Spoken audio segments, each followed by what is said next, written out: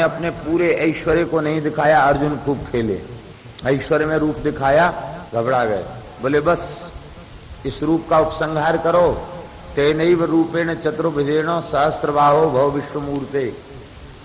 अब अपने रूप में आ जाओ महाराज, हम तो बहुत प्रव्यथितम महात्मन, हे महात्मन अत्यंत व्यथित हो रहा हूं आपके स्वरूप को देख कर। ब्रह्मादि देवता थर थर कांप रहे हैं आपके सामने, काल भयभीत हो रहा है, भयंकर ज्वालाएं निकल रही हैं, करोड़ों सूर्य के समान प्रकाश से महाराज हमसे सहन नहीं होता है। तो भगवान जनमोहनी माया में भगवान ने महाभागवत ब्रह्मा जी को मोहित किया। इसमें ब्रह्मा जी का कोई इसमें दोष नहीं है और इसमें श्री ब्रह्मा जी की कोई हानि नहीं है। बहुत से लोग इस प्रकरण को भी प्रक्षिप्त मानते हैं। क्यों मानते हैं? क्योंकि उनकी परंपरा के आचार्य ब्रह्मा जी हैं। वो कहते हैं हमारे आचार्य की ये दुर्दशा हो, ये हमें सहन नहीं होती। ये दुर्दशा नहीं है, ये श्री ब्रह्मा जी का सौभाग्य है। यदि भगवान ने ब्रह्मा जी को अपनी लीला का पात्र बना लिया। भगवान माखन चोरी करते ना, चोरी की लीला ब्रज में आके करते हैं। भगवान ने ब्रह्मा जी दर्शन करने बोले चलो तुम भी हमारी लीला में ही सम्मिलित हो जाओ, हम माखन चुराते हैं, तुम बछड़े चुरा लो, ग्वाल बाल चुरा। ये ब्रजभूमि बड़ी रहस्यमयी है। यहाँ आके ब्रह्मा जी को भी वेदों का ज्ञान भूल गया और यहाँ आके वो भी बालक बन गए। बूढ़े ब्रह्मा भी बालक बनकर चोरी का खेल खेलने लगे। ब्रह्मा जी ने बछड़े चुरा लिए और ग्वाल बाल बोले कन्हैया हमारे बछड़े कहाँ गए? बोले तुम सब यहाँ बैठो, मैं बछड़ा देख के लाता हूँ। भगवान को तो पता है ब्रह्मा जी लीला कर रहे हैं। भगवान जैसे ही चल पड़े, ब्रह्मा जी ने बालकों को चुरा लिया। भगवान को समझने में देर नहीं लगी और भगवान ने एक क्षण में ही संपूर्ण ग्वाल बालों का स्वरूप और बछड़ों का स्वरूप भगवान ने धारण कर लिया।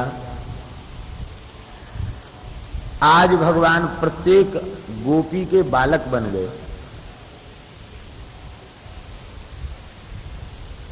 आज भगवान प्रत्येक गोपी के बालक बन गए। यशोदा का सौभाग्य प्रत्येक गोपी को दे दिया और भगवान प्रत्येक गाय के बछड़ा बन गए। सब गायों को अपने मुखारविंद से दुग्धपान करने का सौभाग्य दे दिया। और तीसरे, भगवान की ब्रजरज से प्रीति बड़ी अद्भुत है। अपने बाल लीला में धूल में लौटते हैं, कीच में लौटते हैं, ब्रजरज का स्वाद लेते हैं, मिट्टी खाते हैं। भगवान ने विचार किया कि बार बार धूल में लौटे तो मैया ने झाड़ दिया, कीच में लौटे तो स्नान करा दिया और मिट्टी खाई तो डांट खानी पड़ी। ऐसी लीला रचो कि हमें कोई जान ही नहीं पाए कि ब्रजरज का स्वाद लेने की लीला कर रहे हैं और संपूर्ण ब्रजरज की अनुभूति हमें हो जाए, ब्रजरज का स्वाद मिल जाए। ठाकुर जी बछड़े बन गए और बछड़ा बन करके 84 कोस ब्रजमंडल की रज का स्वाद दिया। इस ब्रज में 4 अंगुल भी ऐसा स्थल नहीं है जिस भूमि को परब्रह्म परमात्मा ने जिह्वा से चाट कर स्वाद न लिया हो। ऐसी भूमि त्रिभुवन में कहीं नहीं जिस भूमि का स्वाद ब्रह्म ने जिह्वा से चाट के लिया। बछड़े बनकर घास चरी तो घास के साथ में मिट्टी भी उखड़ के आ जाती, तो ब्रज की रज का भी स्वाद श्री ठाकुर जी ने लिया। तो घास क्या पाई? उन्होंने रज को चाटा अपनी जिह्वा से। ऐसी पवित्र भूमि ब्रज भूमि है। इस भूमि में आने के बाद कृतार्थता की अनुभूति होनी चाहिए। रह रहे हैं तो अपना समय कैसे व्यतीत करें? तो समय को व्यतीत करने के लिए नाम जप करना है, कीर्तन करना है, कथा सुननी है, दर्शन करना है, उत्सव करना है। ये समय के सदुपयोग के लिए। वस्तुतः सही बात यह है कि यहां आने के बाद अब कुछ भी अप्राप्य नहीं रहेगा, सब कुछ प्राप्त। इस रज में बैठ गए, अब क्या बाकी रहेगा? सब हो गया। भीतर से ऐसी अनुभूति होना चाहिए। श्री वृंदावन बिहारी लाल की जय।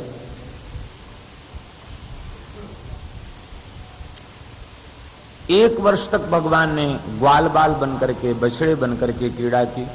गर्ग जी पधारे और कहा कि विवाह के बड़े सुंदर मुहूर्त हैं, अपनी अपनी बेटियों का ब्याह कर दो। अपनी अपनी बेटियों का ब्याह बालकों के साथ कर दिया। वे जितने बालक थे सब श्री कृष्ण थे, इसलिए उन सबका भामर पड़ गई, सबका पाणी ग्रहण हो गया। इसलिए रासपंचाध्यायी में एक जगह कृष्ण बधुआ, कृष्ण की बधुएं, बधु उसे कहते हैं जिसके साथ वैदिक रीति से पाणी ग्रहण हो, उसे बधु कहते हैं। भगवान की वे सब बधुएं थी। ब्रह्मा जी तो सोचते थे कि ब्रज में हाहाकार मचरी होगी, इतनी गायें रमा रही होंगी, माताएं सब कह रहे होंगे कि ये सबको लेके गया था, पता नहीं कहाँ खोआया, अकेला लौट के चला आया, बड़ी शांति फैल रही होगी ब्रज में। लेकिन ब्रह्मा जी जैसे ही ब्रज में आए तो देखा यहाँ का आनंद कई गुना बढ़ गया। सबसे ज्यादा आनंद कहाँ होता? ब्याह में सबसे ज्यादा आनंद होता। रोज बारात निकल रही है, बढ़िया बढ़िया पंगत हो रही है, पत्तलों पर लड़ुआ लुढ़काए जा रहे हैं। ब्रह्मा जी ने आकर के ब्रज का ऐश्वर्य देखा, वे आश्चर्य में पड़ गए, ये ग्वाल बाल कहाँ आ गए। इधर एक दिन दाऊ जी के साथ ठाकुर जी गैया चरा रहे थे और गिरिराज जी के ऊपर गैया चर रही थी। उन्होंने जैसे ही बछड़ों को देखा, हुंकार करती भई दौड़ी और बछड़ों को दूध पिलाने लगी। बड़े ग्वाल बालों ने उनको रोका, लेकिन वे रुकी नहीं। वे बड़े ग्वारिया आए और छोटे बालकों को छाती से लगा के प्रेम में डूब गए। दाऊ जी ने विचार किया कि ये ब्रज प्रेम का धाम है, सदा प्रेम प्रकट होता है, लेकिन इसके बाद भी इतना आनंद तो आज तक नहीं देखा गया, न सुना गया न देखा। इतना विलक्षण, ये तो आनंद की बाढ़ आ गई। जैसे ही दाऊ जी महाराज ने दिव्य दृष्टि से देखा तो जितने बालक थे सब श्री कृष्ण और जितने बछड़े थे सब श्री कृष्ण थे। अब तो भगवान की लीला को दाऊ जी ने नमस्कार किया है। ब्रह्मा जी कई चक्कर लगाए, ऊपर से नीचे, नीचे से ऊपर।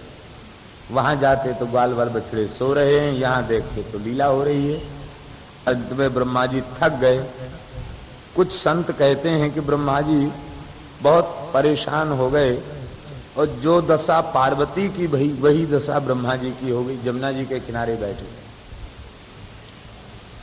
भागवत में ये कथा नहीं है, लेकिन कुछ ब्रज के विद्वान लोग ये कथा कहते हैं। तमाम ऊंट जा रहे थे, उनमें सामान लदा हुआ। ब्रह्मा जी सोचने लगे इतने ऊंट कहाँ से जा रहे हैं।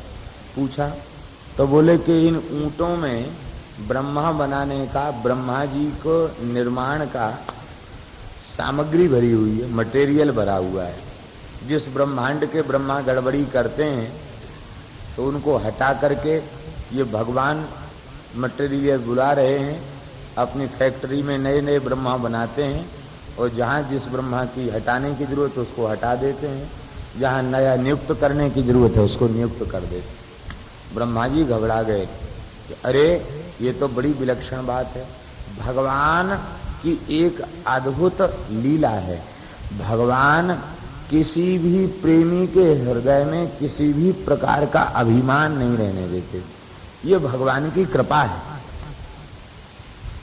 कि अहंकार का, अभिमान का फोड़ा यदि रहेगा ना, और फोड़े को जड़ से ठीक न किया जाए तो वही फोड़ा कैंसर हो जाता है। तो हमारा भक्त पीड़ित हो ये भगवान सहन नहीं करते, तो अहंकार रूपी फोड़े को ठाकुर जी जल्दी फोड़ देते, अभिमान शून्य बना देते, किसी के भीतर अभिमान नहीं रहने देते। महाभारत की एक बड़ी सुंदर कथा है अश्वमेध पर्व की। भगवान युधिष्ठिर के अश्वमेधी अश्व की रक्षा करते हुए अर्जुन के साथ समुद्रों, 7 समुद्रों को पार करके एक द्वीप में पहुंचे। वहां एक महात्मा बैठे थे, उनका नाम था बकदालभ्य। इन दालभ्य ऋषि का नाम नाभाजी ने भी लिखा, दालभ्य अंगिरा श्रृंग प्रकाशी। ध्याननिष्ठ संतों में दालभ्य जी का नाम लिया। बकदालभ्य, इनकी बड़ी विलक्षण महिमा, महाभारत में तो एक स्तोत्र का वर्णन है जिसमें भगवान श्री कृष्ण ने दालभ्य ऋषि की स्तुति की। भगवान ने उनके चरणों में प्रणाम किया और कहा महाराज आपका परिचय। उन्होंने नेत्र खोले और नेत्र खोल के उन्होंने कहा महाराज मेरा क्या परिचय है, मेरा नाम दालभ्य है, बकदालभ्य मुझे लोग कहते हैं। यहाँ आप क्यों रहते हैं? बोले कहाँ जाएं कहाँ रहें, एक छोटा सा द्वीप है, यहीं अपना निर्वाह कर लेते हैं। अच्छा तो आपने कोई झोपड़ी नहीं बनाई? बोले छोटे से जीवन के लिए झोपड़ी क्या बनाना, एक बट का पत्ता उनके मस्तक पर रखा था। बोले इसी पत्ते को जटाओं में बांध लेते हैं और भीतर से संतोष कर लेते हैं कि ठंडी गर्मी बचाने के लिए ये छाया, मस्तक की छाया ही बहुत है। छोटी सी आयु के लिए क्या बार बार ये करना। ये सुन करके भगवान ने पूछा कि आपकी आयु क्या है? कि भगवान कोई ज्यादा आयु तो नहीं है, न जाने कितने लोमस हमारे सामने पधार गए और कितनी बार ब्रह्मा जी हमारे सामने पधार गए। ऐसी प्रसिद्धि है कि जब ब्रह्मा जी 100 वर्ष की आयु पूर्ण कर देते हैं, 1 सहस्र चतुर्युगी का ब्रह्मा जी का एक दिन होता है। इस हिसाब से जब ब्रह्मा जी 100 वर्ष की आयु पूर्ण कर देते हैं तो लोमस जी एक रोम झाड़ देते हैं। कहते ब्रह्मा जी रोज रोज मरेंगे, कहाँ तक भद्र होंगे, तो उनके सम्मान में एक रोया गिरा देते हैं। ऐसी प्रसिद्धि है, इतने दीर्घायु हैं लोमस। और वे कहते न जाने कितनी बार लोमस हमारे सामने आए और चले गए, प्रकट हो गए। और देखो ये सृष्टि के विविध रूप हमारे सामने आए और नष्ट हो गए। इतना सुनते ही भगवान जय जयकार करने लगे, महाराज आप ही पुराण पुरुषोत्तम हैं, आपकी जय हो, आप तो धन्य हैं, आपने काल और मृत्यु को जीत लिया है, आपने माया को जीत लिया है, आपकी जय जयकार। हम गृहस्थों को आपका दर्शन हो गया, हम तो धन्य हो गए। यह सुनकर के महात्मा बड़ी जोर से हंसे। बोले महाराज ज्यादा ऊपर मत चढ़ाइए, आप किसी के भीतर अभिमान को नहीं रहने देते। मेरे भीतर भी अपनी आयु का और तपस्या का अभिमान था, जो आपने कृपा करके एक बार दूर कर दिया। अब जब से दूर किया है तब से मेरे भीतर अभिमान का प्रवेश नहीं हुआ। अब आप ही लीला रच रहे हैं झूठी प्रशंसा करके, और आप हमारी महिमा बढ़ा रहे हैं, ये कहाँ तक उचित है महाराज? भगवान ने कहा कैसे अभिमान आपका नष्ट हुआ, आप बतावें। तो उन महात्मा ने बड़ी सुंदर कथा सुनाई। बोले एक बार हम मानसरोवर में तप कर रहे थे, उसी समय ब्रह्मा जी आए, बोले वरदान मांग लो। हमने कहा तुमसे क्या मांगे वरदान, तुम तो हमारे सामने पैदा होते और खत्म हो जाते, तुमसे वरदान नहीं मांगे। ब्रह्मा जी को क्रोध आ गया, लोक सृष्टा जगत करता ब्रह्मा को अपशब्द बोलता है। दोनों में लड़ाई हो गई। ब्रह्मा जी को अपने ब्रह्मा होने का गर्व था और मुझे अपने तपस्वी और दीर्घजीवी होने का गर्व था। दोनों एक बवंडर आया और उस बवंडर में दोनों उड़ गए। उड़ते उड़ते उड़ते उड़ते उड़ते उड़ते कहां पहुंचे? कहते इस ब्रह्मांड की सीमा के बाहर पहुंच गए और दूसरे ब्रह्मांड में प्रवेश हो गया। दूसरे ब्रह्मांड में विचित्र सृष्टि को देखते देखते देखते देखते भूरलोक, भुवरलोक, स्वर्गलोक, महरलोक, जनलोक, तपलोक और वहां के सत्यलोक में पहुंच गए। वहां के सत्यलोक में पहुंचा तो वहां द्वार पर लिखा था ब्रह्मलोक, सत्यलोक। आश्चर्य हो गए, ये ब्रह्मलोक, ये तो दूसरे ब्रह्मांड का ब्रह्मलोक है। पूछने लगे द्वारपाल आप कहां से आए हैं? बोले मैं ब्रह्मा हूं और यहां आया हूं, भगवान की इच्छा से यहां आया हूं और यहां के ब्रह्मा का दर्शन करना चाहता हूं। इतना सुनते हुए द्वारपाल हंसने लगे, कहने लगे ये देखो अपने को ब्रह्मा बता रहा है। अरे ब्रह्मा इतना दुबला पतला है ही, ब्रह्मा 4 मुंह का थोड़े ही है, ब्रह्मा जी तो 8 मुख के हैं। वे अष्टमुख ब्रह्मा हमारे लोक में विराजमान है, वे ही वस्तुतः ब्रह्मा हैं। तुम अपने को ब्रह्मा जी मत कहो। बोले अच्छा भैया नहीं कहते हैं, हमको 8 मुंह वाले ब्रह्मा जी के दर्शन करो। तो वो 4 मुंह वाले ब्रह्मा और बकदालभ्य कहते मैं, ये दोनों 8 मुंह वाले ब्रह्मा जी का दर्शन करने गए। वो 8 मुख वाले ब्रह्मा जी ने कहा कि जब तक तुम्हें हमारे चरण कमलों का दर्शन नहीं हुआ था तब तक तुम ब्रह्मा थे, अब हमारा दर्शन होते ही तुम दोनों हमारे शिष्य हो, चलो हमारी सेवा में जुट जाओ। जब उन्होंने अभिमान किया अपने पद का, फिर बवंडर आया। 8 मुंह वाले, 4 मुंह वाले ब्रह्मा और दालभ्य ऋषि ये उड़ के तीसरे ब्रह्मांड में पहुंच गए। वहां 16 मुंह वाले ब्रह्मा थे, उनने भी ऐसे ही कहा। फिर बवंडर आया, फिर 32 मुख वाले ब्रह्मा के पास पहुंचे, फिर 64 मुख वाले ब्रह्मा के पास पहुंच गए। बढ़ते बढ़ते सैकड़ों मुख वाले ब्रह्मा के लोक में पहुंचे। सैकड़ों मुख वाले ब्रह्मा ने भी यही शब्द कहे, मैं ब्रह्मा हूं, मेरी इतनी विभूति है, मेरा इतना ऐश्वर्य है, मेरे जैसा कोई दूसरा नहीं हो सकता। फिर बवंडर आया तो वे 100 मुंह वाले और 4 मुंह वाले तक, अब इतना लंबा नहीं गिनाएंगे, 100 मुंह से 4 मुंह तक के बीच के जितने ब्रह्मा हैं वे सब पहुंच गए दिव्य लोक। वहां अनंत प्रकृति मंडल के पार विराट पुरुष भगवान श्री कृष्ण खड़े हुए थे। बगदालभ्य कहते हैं वहां आपका दर्शन हुआ हमको, और आपके रोमकूपों में करोड़ों करोड़ों ब्रह्मांड निकल रहे थे और समा रहे थे। विविध प्रकार के ब्रह्मा विष्णु शिव की सृष्टि हो रही थी। उसको देखकर महाराज हम सब लोगों ने हाथ जोड़ लिए और आपने कहा हमने ये लीला इसलिए दिखाई है कि हमारे संकल्प में सृष्टि है। हम 4 मुंह वाला ब्रह्मा बनाना चाहें तो 4 मुंह का बन जाएगा, और 4000 मुंह वाला ब्रह्मा बनाना चाहें तो 4000 मुंह का ब्रह्मा हो जाएगा। हमारे संकल्प में सृष्टि है, मेरी कृपा से ही सृष्टि रचने की तुम्हारे भीतर सामर्थ्य है। हे ब्रह्मा जी, और पूरी ब्रह्मा जी की जमात हो गई, 4 मुंह वाले से लेके सैकड़ों मुंह वाले ब्रह्मा तक।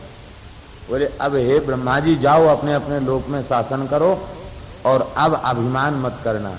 और हमारी ओर भी आपने बड़े लाड़ प्यार से मस्तक पर हाथ रख करके कहा, दालभ्य यह आयु मैंने भजन के लिए प्रदान की है, इस आयु का गर्व मत करो और एकांत में बैठ करके मेरे चरण कमलों का ध्यान करो। महाराज तब से लेके अब तक इसी द्वीप पर बैठा हूं, बड़े बड़े प्रलय हो गए लेकिन भजन के प्रताप से यहाँ कोई प्रलय का प्रभाव नहीं आता, यहीं बैठकर मैं भजन कर रहा हूं। तो भगवान किसी में अभिमान नहीं रहने देते, किसी का भी अभिमान नहीं रहता, सबके साथ लीला करते हैं भगवान। और अभिमान की निवृत्ति कथा सुनने से होती है।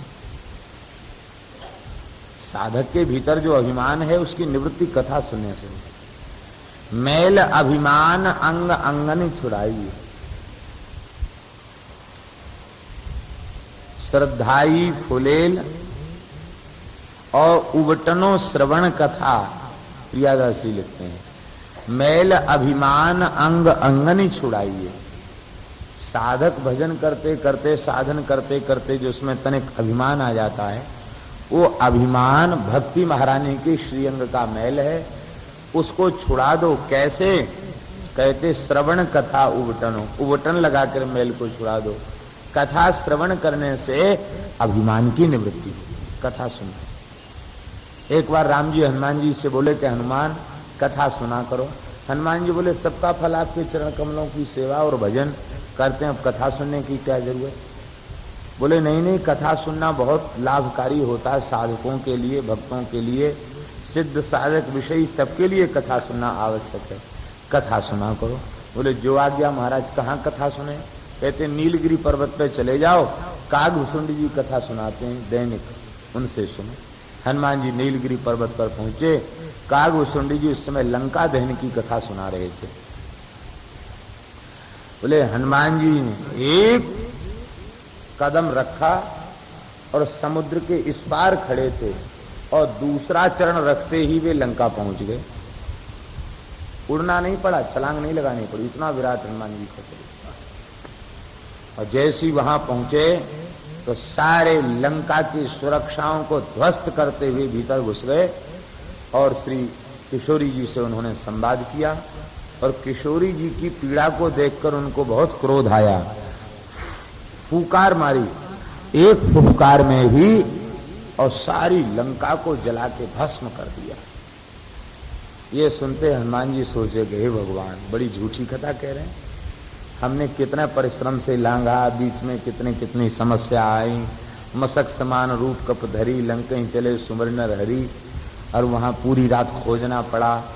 और लंका में आग ऐसे ही नहीं लगी, कूद कूद के लगानी पड़ी लंका में आग। ये कहते खाली फूंक दिया आग लग गई। अरे भाई, ये कथावाचक भी बहुत झूठ बोलते हैं, इनकी कथा नहीं सुननी चाहिए। हनुमान जी वहां से उठ के जाने लगे। कागभूषण जी ने कहा, भक्तराज कैसे जा रहे हैं? बोले सरकार की सेवा है, इसलिए कथा सुन ली, आप सेवा में जाएंगे। अच्छा महाराज पधारो। लौट के आए, राम जी ने पूछा, हनुमान जी कथा सुने? अरे महाराज कथा क्या सुने आए, लंका जलाने वाले पात्र तो हमें हैं, और हमारे सामने कह रहे थे कि फूंक मारी तो लंका जल गई। ऐसे हनुमान जी, ऐसे हनुमान जी। भगवान बोले, देखो भाई, महात्मा कभी झूठ नहीं बोलते हैं, किसी कल्प में ऐसा भी हुआ होगा, किसी कल्प में ऐसी लीला भी भई होगी। हनुमान जी बोले, हमारी समझ में तो नहीं आई। ठाकुर जी बोले, कभी समझ में आ जाएगी। बस ठाकुर जी अपने कर कमल की मुद्रिका को उतार करके देखने लगे, और देखते देखते उनके हाथ से मुद्रिका गिर गई, और हनुमान जी से बोले, अरे हनुमान, मुद्रिका उठाना। अब हनुमान जी जैसी मुद्रिका को उठाने के लिए बड़े मुद्रिका आगे भागी। हनुमान जी को गति का बहुत गर्व था, ये भागते भागते थक गए, मुद्रिका को नहीं पकड़ पाए, इतनी तेजी से चल रही थी मुद्रिका। अंत में वो मुद्रिका एक गुफा में प्रविष्ट हो गई। सुमेरु पर्वत की एक विशाल गुफा थी, उस गुफा में मुद्रिका प्रविष्ट हो गई, और उस गुफा में भीतर घुसते घुसते हनुमान जी भी पीछे चलते चले गए। वहां भीतर गुफा के भीतर गुफा, गुफा के भीतर गुफा, और भीतर जाकर के विशाल पर्वतों की कंदराएं थीं, गुफाएं थीं। वहां बड़े मणियों के महल बने हुए थे। वहां एक बानर, विशाल काय बानर खड़ा हुआ था। हनुमान जी सोचने लगे, ये तो हमसे भी तगड़ा है। हनुमान जी ने कहा, भाई आप कौन हैं? बोले, मैं हनुमान जी का द्वारपाल हूं, मैं हनुमान जी का द्वारपाल हूं। हनुमान जी बोले, चलो अच्छा हुआ, तब तो हमको दंडवत करो, प्रणाम करो, जब हमारे द्वारपाल हो। तुम कौन हो? बोले, हम ही तो हैं हनुमान। वो बड़ी जोर से हंसा। अरे कितने कमजोर हनुमान जी, हनुमान जी तो भीतर विराजे हैं, देखो हनुमान जी कैसे हनुमान जी हैं, करोड़ों सूर्य के समान प्रकाश है, हनुमान जी विराजमान है भीतर। हनुमान जी सावधान हो गए, बोले रघुनाथ जी की लीला है। बोले, तो हमको हनुमान जी का दर्शन हो जाएगा? बोले, हो तो जाएगा, लेकिन गलती कबूल करो कि अब नहीं, अपना हनुमान के रूप में परिचय नहीं देंगे। हनुमान जी बोले, ठीक है, नहीं देंगे परिचय, हमको तो हनुमान जी का दर्शन करा। द्वारपाल पूछने गया, हनुमान जी बोले कि हाँ, आदर पूर्वक उनको यहाँ ले आओ, आइए, आपको आदर पूर्वक बुलाया। लेके गए, वहां हनुमान जी विशाल सुमेरु पर्वत के समान हनुमान जी भीतर विराजमान थे। करोड़ों सूर्य के समान प्रकाश निकल रहा था। देवी देवता हाथ जोड़कर स्तुति कर रहे थे। हनुमान जी भी उनके तेज को देखकर हतप्रभ हो गए। वे उठकर खड़े हुए, हनुमान जी को हृदय से लगाया और कहा, हम में और तुम में भेद नहीं है, बस भेद इतना है कि कूद फांद के लंका जलाने वाले तुम हनुमान हो, और एक फूंक में लंका जलाने वाला हनुमान मैं हूं। अरे महाराज, अंगूठी आई है रघुनाथ जी की। बोले, ये देखो अंगूठी पड़ी है। तो एक कुंड था, उसमें देखी हजारों अंगूठी पड़ी हुई।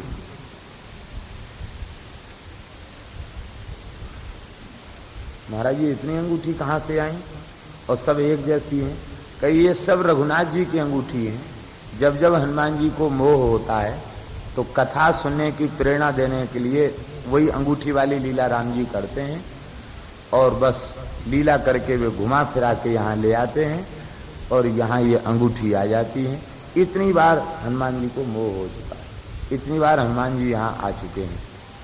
और ये अंगूठी जैसे ही इस कुंड में आती तो इसके दो रूप हो जाते हैं, एक रूप यहाँ रह जाता, एक रूप राम जी के पास चला जाता। तो द्वितीय सृष्टि होगी अंगूठी की, उसमें से एक अंगूठी निकाल के हनुमान जी को दे दी। अब तो लौट करके हनुमान जी आए, बोले क्या देखा? बोले महाराज देखा क्या, ये पुराणों में ग्रंथों में आपके जितने चरित्र लिखे हैं वे एकदम सत्य हैं। अब तो बस अब हम आपकी कथा सुनेंगे, जहां कहीं कथा होगी लाख काम छोड़ करके कथा सुनने जाएंगे। यत्र यत्र रघुनाथ कीर्तनम तत्र तत्र कृतमस्तकांजलिम वाष्प वारी परिपूर्ण लोचनम मारुतिन नमत राक्षसांतकम। ब्रह्मा जी के भीतर भी अभिमान नहीं रहने देते, शंकर जी के भीतर भी अभिमान नहीं रहने देते, किसी के भीतर अभिमान रहने देते। ये श्री ठाकुर जी की लीला है। जाके जिये अभिमान है ताकि तोड़त छाती, उसकी छाती तोड़ देते हैं, इसलिए अभिमान नहीं करना चाहिए। गर्व न कीजे बावरे हरि गर्व प्रहारी, मलुकदास जी महाराज ने अपनी वाणी में कहा। अब तो ब्रह्मा जी ने बालक और बछड़े वापस कर दिए और श्री ब्रह्मा जी महाराज भगवान के चरणों की शरण में आ गए और चरणों की शरण में आकर के श्री ब्रह्मा जी महाराज ने भगवान की स्तुति किया। जितने ग्वाल बाल बछड़े थे वे लौट करके घरों में लौट आए और अब उन्होंने आकर के भगवान की लीलाओं का वर्णन किया। अघासुर उद्धार की लीला का वर्णन 1 वर्ष के बाद बालकों ने किया, क्योंकि जो असली ग्वाल बाल थे वो तो ब्रह्मा जी के यहाँ सो रहे थे। जब वे आए लौट के तब उन्होंने वर्णन किया, लेकिन उन्हें यह अनुभूति नहीं हो रही थी कि हम कहीं से 1 साल बिता के आए हैं। उनको यही लग रहा था कि बस आज सवेरे बछड़ा चराने गए थे और बछड़ा चरा के लौटे हैं तो हमने लीला का वर्णन किया है, यही उन्हें अनुभूति हो रही थी। श्री ब्रह्मा जी भगवान के चरणों में आए। दृष्ट्वा त्वरेण निज धोरण तोवतीर्य पृथ्व्याम बपुः कनक दंडमिवाभिपत्य स्पृष्ट्वा चतुर्मुकुट कोटिभिरंघ्रियुग्मम् नत्वा मुदश्रुसुजलैः अकृताभिषेकम्। श्री ब्रह्मा जी महाराज शीघ्रता पूर्वक भगवान के चरणों में आ गए। निज धोरणतः अवतीर्य, अपने हंस वाहन से उतर करके ब्रह्मा जी ने पृथ्व्याम बपुः कनक दंड मिवाभिपत्य, स्वर्ण दंड के समान ब्रह्मा जी भगवान के चरणों में गिर गए। गौर कांति है ब्रह्मा जी की, चरणों में साष्टांग गिर गए और अपने चारों मस्तकों के मुकुटों के द्वारा भगवान के चरण के अंगुष्ठ का स्पर्श करने लगे। अपने मुकुटों को भगवान के चरणों में रख दिया और नत्वा मुदश्रु सुजलैः अकृताभिषेकम, अपने नेत्रों के जल से आपने भगवान के युगल चरण कमलों को पखार दिया, प्रक्षालित कर दिया और ब्रह्मा जी के भक्त प्रेमाश्रु जो उनसे भगवान के चरण कमल धोए गए, उसी जल का नाम है ब्रह्म कुंड। ये वृंदावन में जो ब्रह्म कुंड है रंग जी के निकट, यही ब्रह्मा जी ने स्तुति की है और भगवान के चरणों को अपने नेत्र जल से प्रक्षालित किया है, वही जल ब्रह्म कुंड है। लेकिन आज वर्तमान समय में ब्रह्म कुंड की दशा अच्छी नहीं है, क्योंकि लोगों ने अतिक्रमण करके कचरा डाल करके उस पर मकान बना लिए हैं और ब्रह्मा जी के मंदिर की भी दशा अच्छी नहीं। मंदिर था पुराना, वो गिर गिराया गया और ब्रह्मा जी की मूर्ति खंडित हो गई थी, बहुत दिनों तक तो ऐसे ही पड़े रहे। अब पता नहीं वहां कुछ है कि नहीं। मंदिर तो अभी भी दिखाई पड़ता है लेकिन शायद कुछ है नहीं, भीतर खंडर हो चुका है। ब्रज के ऐसे तमाम तीर्थ लुप्त हो चुके हैं। गिरिराज जी में भी ब्रह्म कुंड है, मानसी गंगा के निकट, उसकी भी यही दशा है। वहां भी सब कचरा डाल के मकान बना लिए गए, गंदगी छोड़ दी गई है। और ऐसे ही इधर भी ब्रह्म कुंड की यही दशा है। इन तीर्थों का वस्तुतः संरक्षण और उद्धार होना चाहिए, लेकिन करे कौन।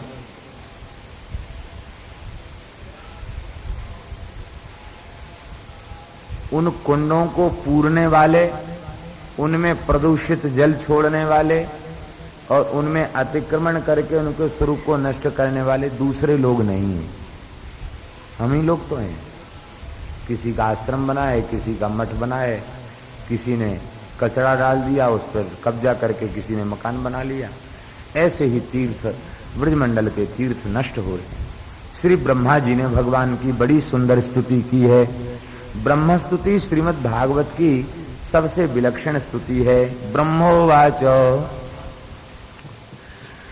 नौमीद्यते ब्रबपुषे तडिदंबराय गुंजावतंस परिपिच्छलसन्मुखाय वन्यस्रजे कवलवेत्र विषाण वेणु लक्ष्मश्रिये मृदुपदे पशुपांगजाय। हे भगवान, मैं आपके चरणों में प्रणाम करता हूं। नवमी का अर्थ है नुस्तवने धातु से नवमी बनता है। नवमी का एक अर्थ है स्तौमी, स्तवनम करोमि, मैं आपकी स्तुति करता हूं। क्यों? ईद्य, स्तुति के योग्य एकमात्र आप हैं, इसलिए मैं आपकी स्तुति करता हूं, आपके चरणों में नमस्कार करता हूं। हे भगवान, आप शरणागत के अपराधों को ध्यान नहीं देते, इसलिए सबसे पहले मुझे आप अपने शरणागत के रूप में स्वीकार कर लीजिए। हे नाथ, अभ्र बपुषे,